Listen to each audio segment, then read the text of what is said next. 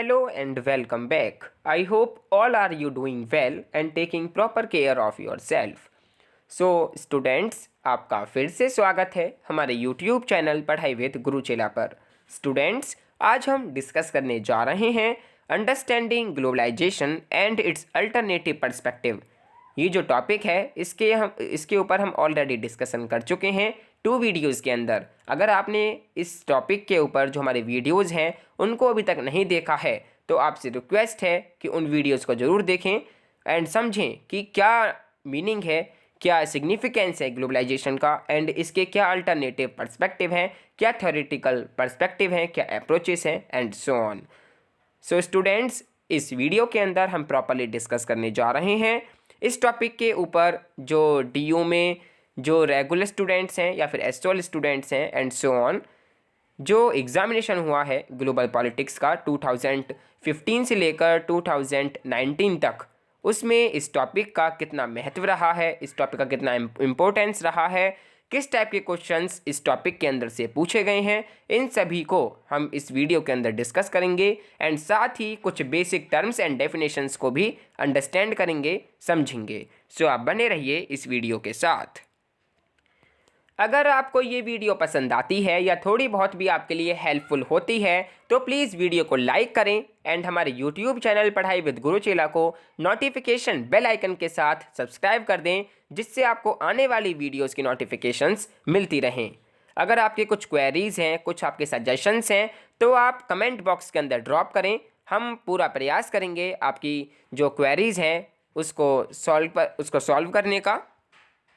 Students, साथ ही आप हमारे इंस्टाग्राम पेज को भी फॉलो कर सकते हैं एंड जो हमारा टेलीग्राम चैनल है BA political science second year, इसको भी आप ज्वाइन कर सकते हैं एंड अपनी क्वेरीज़ को पूछ सकते हैं। सो स्टूडेंट्स, आइए डिस्कस कर लेते हैं understanding globalization and its alternative perspectives के पास्ट ईयर्स क्वेश्चंस को कि 2015, 16, 17, 18 एंड 19 में किस टाइप के क्वेश्चंस इस टॉपिक के अंदर से पूछे गए हैं DU में जो एग्ज़ाम होते हैं उसके अंदर। सो 2015 के अंदर पूछा गया था explain the concept of globalization, discuss its alternative perspectives. देखिए, बड़ा ही स्ट्रेट फॉरवर्ड जो क्वेश्चन है वो पूछा गया 2015 के अंदर कि आपको एक्सप्लेन करना था कि ग्लोबलाइजेशन का कॉन्सेप्ट है क्या, साथ ही आपको डिस्कस करने थे जो इसके अल्टरनेटिव पर्सपेक्टिव हैं, ठीक है, और पर्सपेक्टिव्स के साथ साथ जो इसके अप्रोचेस हैं डिफरेंट, वो भी आपको इसके अंदर एक्सप्लेन करने थे, डिफाइन करने थे। देन स्टूडेंट्स, 2016 के अंदर पूछा गया discuss the meaning and significance of globalization. देखिए, जिसको हमने अपनी वीडियोस के अंदर अच्छे से डिस्कस किया है कि क्या मीनिंग है, क्या सिग्निफिकेंस है, क्या इंपॉर्टेंस है ग्लोबलाइजेशन का, वो आपको एक्सप्लेन करना था, इस क्वेश्चन के अंदर डिफाइन करना था। साथ ही आपको examine it's economic and social consequences, जो इसकी इकोनॉमिक एंड जो सोशल डायमेंशन है या फिर जो टाइप ऑफ ग्लोबलाइजेशन है वो आपको इसके अंदर डिफाइन करने थे, एक्सप्लेन करने थे। देन 2017 के अंदर पूछा गया critically examine the key debates on political and economic aspect of globalization. देखिए, जो पॉलिटिकल एंड जो इकोनॉमिक डायमेंशन है ग्लोबलाइजेशन की, ठीक है, उसके जो की डिबेट्स हैं वो आपको डिस्कस करने थे, एक्सप्लेन करने थे, ठीक है, एंड क्या उसके पहलू हैं, ठीक है, क्या उसके मायने हैं, ये आपको इसके अंदर डिफाइन करने थे इस क्वेश्चन के अंदर। देन 2018 के अंदर पूछा गया what do you understand by the term globalization, discuss the cultural and technological dimension of globalization. देखिए, ये भी स्ट्रेट फॉरवर्ड क्वेश्चन है जो 2018 के अंदर पूछा गया कि आप ग्लोबलाइजेशन से क्या समझते हैं, ठीक है, जो इसकी कल्चरल एंड टेक्नोलॉजिकल डायमेंशन है या फिर टाइप ऑफ ग्लोबलाइजेशन है उससे भी आप क्या समझते हैं, ये आपको इसके अंदर डिफाइन करना था, एक्सप्लेन करना था। देन स्टूडेंट्स, 2019 के अंदर पूछा गया कि व्हाट इज़ द ग्लोबलाइजेशन, ठीक है, एंड साथ ही जो इसकी मेरिट्स हैं एंड जो डीमेरिट्स हैं वो भी आपसे पूछी गई 2019 के अंदर। सो इस टाइप के क्वेश्चंस पूछे गए हैं। जो फर्स्ट टॉपिक है globalization and its alternative perspective unit 1 का, उसके अंदर से इस टाइप के क्वेश्चंस DU में जो एग्जामिनेशन हुए हैं अभी तक, ठीक है, उसके अंदर पूछे गए हैं। सो आइए स्टूडेंट्स, अब हम इससे जो रिगार्डिंग या फिर इससे जो related basic terms and definitions हैं जैसे कि globalization, interdependence, hyper globalism, globalism, politics, globality. इन बेसिक टर्म्स के मीनिंग को समझ लेते हैं। सो आइए सबसे पहले हम समझते हैं पॉलिटिक्स। पॉलिटिक्स का क्या मायने हैं, पॉलिटिक्स का क्या मीनिंग है, इसको हम समझते हैं। देखिए politics in its broadest sense. देखिए हम पॉलिटिक्स को अगर एक ब्रॉडेस्ट सेंस के अंदर देखें तो it refers to the activity through which people make, preserve and amend the general rules under which they live. देखिए पॉलिटिक्स है क्या, अगर हम इसके ब्रॉडेस्ट सेंस के अंदर इसकी बात करें तो ये रिफ़र करी जाती है एक एक्टिविटी या फिर एक एक्टिविटी के रिफ़र में ये मानी जाती है, ठीक है, थ्रू विच, जिसके कारण जो पीपल हैं, जो लोग हैं वो बनाते हैं, ठीक है, सुरक्षा करते हैं एंड अमेंड करते हैं जनरल जो रूल्स हैं जहाँ पर वो रहते हैं, ठीक है। Politics inextricably link to the phenomena of conflict and cooperation. देखिए जो पॉलिटिक्स का फिनोमिना है ये कन्फ्लिक्ट एंड साथ ही जो कॉपरेशन है उससे बहुत ज़्यादा लिंक है, बहुत ज़्यादा रिलेटेड है, ठीक है। सो ये है पॉलिटिक्स। देन आइए बात करते हैं इंटरडिपेंडेंस का, जो कि बहुत ज़्यादा यूज़ हुआ है ग्लोबलाइजेशन की टर्म के अंदर। इंटरडिपेंडेंस का मीनिंग क्या है? देखिए इंटरडिपेंडेंस का मतलब होता है आपसी निर्भरता, ठीक है, ये होता है मतलब इंटरडिपेंडेंस का। So interdependence refers to a relationship between two parties in which each is affected by decision that are taken by the other. Interdependence implies mutual influence, even a rough equality between the parties in question, usually arising from a sense of mutual vulnerability. Interdependence then is usually associated with a trend towards cooperation and integration in the world affairs. देखिए interdependence क्या है, ये refer करी जाती है to or more countries जो हैं that impact and rely on each other. देखिए दो कंट्रीज़ हैं, ठीक है, वो इम्पैक्ट भी होते हैं एंड रिले भी हैं एक दूसरे के ऊपर, ठीक है। While globalization is the economic, social and political interaction and integration of people in different areas of the world. Nowadays most nations are interdependent and related in a globalized world.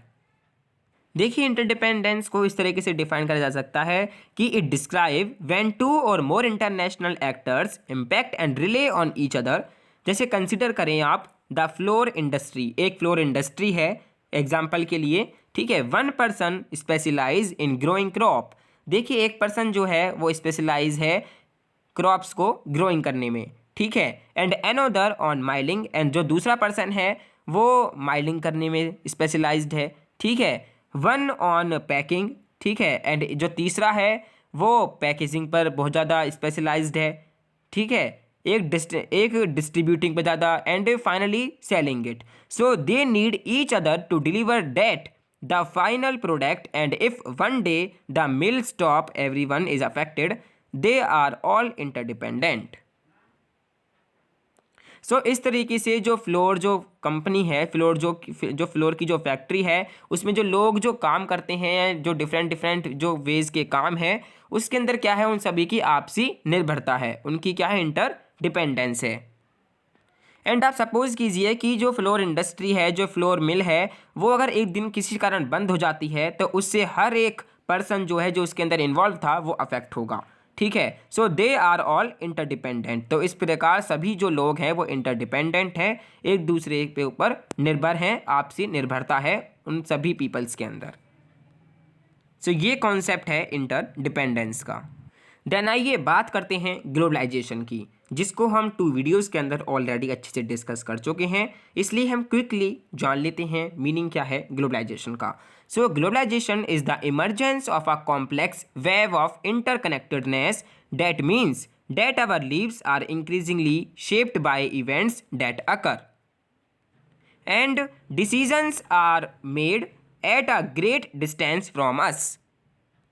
सो देखिए जो ग्लोबलाइजेशन है उसका जो central feature है वो है globalization is there for that geographical distance is of declining relevance and that territorial borders such as those between nation state are becoming less significant.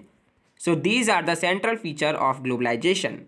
देखिए जो ग्लोबलाइजेशन है, ठीक है, इसके अंदर जो लोकल है, ठीक है, and the national are subordinated to the global. देखिए अगर हम कुछ कॉमन एग्जांपल्स की बात करें ग्लोबलाइजेशन की, तो इसके अंदर आता है तो trade, immigration, travel, communication, transportation, knowledge, media and entertainment, culture and so on. Many examples हैं ग्लोबलाइजेशन के, ठीक है।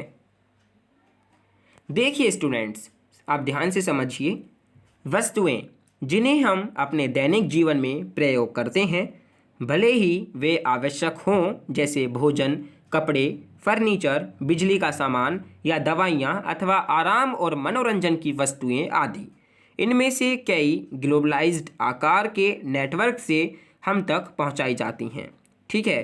कच्चा माल किसी एक कंट्री से निकाला गया हो सकता है। इस कच्चे माल पर प्रक्रिया करने वाला ज्ञान किसी दूसरे कंट्री के पास हो सकता है और इस वास्तविक प्रक्रिया किसी अन्य स्थान पर हो सकती है, और हो सकता है कि उत्पादन के लिए पैसा एक बिल्कुल अलग कंट्री से आया हो। सो ध्यान दीजिए कि विश्व के विभिन्न भागों में बसे लोग किस प्रकार एक दूसरे से जुड़े हुए हैं, एक दूसरे से किस प्रकार कनेक्टेड हैं। उनकी परस्पर निर्भरता केवल वस्तुओं के उत्पादन और वितरण तक ही सीमित नहीं है, वे एक दूसरे से एजुकेशन, आर्ट एंड साहित्य के क्षेत्र में भी प्रभावित होते हैं। कंट्रीज और लोगों के बीच व्यापार, निवेश, यात्रा, लोक संस्कृति और अन्य प्रकार के नियमों से अंतर्क्रिया ग्लोबलाइजेशन की दिशा में एक कदम है। देखिए स्टूडेंट्स, जो ग्लोबलाइजेशन है वो एक इस तरीके की प्रक्रिया है, इस तरीके के फिनोमिना है जिसमें एक कंट्री दूसरे कंट्री पर निर्भर हो जाते हैं और लोगों के बीच की जो दूरियां हैं, जो डिस्टेंस है, वो घट जाता है। एक कंट्री अपने विकास के लिए दूसरे कंट्रीज़ पर निर्भर करता है। उदाहरण के लिए सूती कपड़े के उद्योग में महत्वपूर्ण नामों में से एक जापान, भारत, अन्य देशों में पैदा हुई कपास पर निर्भर करता है। काजू के अंतर्राष्ट्रीय बाजार में प्रमुख भारत, अफ्रीकी देशों में पैदा हुए कच्चे काजू पर निर्भर करता है। हम सब जानते हैं कि अमेरिका का सूचना प्रौद्योगिकी उद्योग किस सीमा तक भारत और अन्य विकासशील देशों के इंजीनियरों पर निर्भर करता है। सो इस प्रकार जो ग्लोबलाइजेशन है, जो इसकी प्रक्रिया है, वो एक दूसरे पर डिपेंड है, ठीक है। जो ग्लोबलाइजेशन जो फिनोमिना है, जो ये कॉन्सेप्ट है, ये इंटरकनेक्टेडनेस पर बहुत ज़्यादा डिपेंड है, ठीक है। सो आई होप आपको पॉलिटिक्स, इंटरडिपेंडेंस एंड ग्लोबलाइजेशन का अच्छी तरीके से मीनिंग समझ आ गया होगा। अब देखिए ग्लोबलिज्म क्या है एंड ग्लोबलिटी क्या है। देखिए ग्लोबलिज्म क्या है, a totally interconnected whole such as the global economy, the end state of globalization। देखिए ग्लोबलिटी क्या है, ये एक टोटली इंटरकनेक्टेड होल है जो पूरे संसार को, पूरे विश्व को इंटरकनेक्टेड रखता है, जैसे कि ग्लोबल इकोनॉमी, ये क्या है, ग्लोबलिटी है, ठीक है। एंड ये एंड स्टेट ऑफ ग्लोबलाइजेशन है। वहीं अगर हम ग्लोबलिज्म की बात करें, सो ये क्या है, ये एक आइडियोलॉजिकल प्रोजेक्ट है जो कि कमिटेड है to the spread of globalization, usually reflecting support for the values and theories of free market capitalism. ये क्या है, ये एक ऑपरेशन है और एक प्लानिंग है of economic and foreign policy on a global basis. So these are the meaning of globality and globalism. And at last है हाइपर ग्लोबलिज्म। इसका मीनिंग क्या है, the view that new globalized economic and cultural patterns became inevitable once technology such as computerized financial trading, satellite communications, mobile phones and the internet became widely available. ये क्या है, hyper globalism है। इसमें किस तरीके का व्यू है, इसमें इस तरीके का व्यू है कि जो इकोनॉमिक एंड जो कल्चरल पैटर्न्स हैं वो क्या हो गए हैं, पूरी टेक्नोलॉजी पर डिपेंड हो गए हैं, ठीक है। एंड जो भी काम है वो कंप्यूटराइज्ड फाइनेंशियल ट्रेडिंग होती है, सैटेलाइट कम्युनिकेशंस होते हैं, मोबाइल फ़ोन्स आ गए हैं, इंटरनेट्स आ गए हैं, ये क्या है, हाइपर ग्लोबलिज्म है। सो आई होप आपको ग्लोबलिज्म, ग्लोबलिटी एंड हाइपर ग्लोबलिज्म का मीनिंग भी अच्छे से समझ आ गया होगा। सो स्टूडेंट्स, अगर आपको ये वीडियो पसंद आई है या फिर आपको ये वीडियो यूज़फुल लगी है, हेल्पफुल लगी है, तो प्लीज़ वीडियो को लाइक एंड शेयर करें एंड हमारे यूट्यूब चैनल पढ़ाई विद गुरुचिला को नोटिफिकेशन बेल आइकन के साथ सब्सक्राइब कर दें, जिससे आपको आने वाली वीडियोज़ की नोटिफिकेशंस या आने वाले कॉन्सेप्ट्स की नोटिफिकेशंस मिलती रहें। So thank you for watching this video. Stay home, stay safe, stay endorse.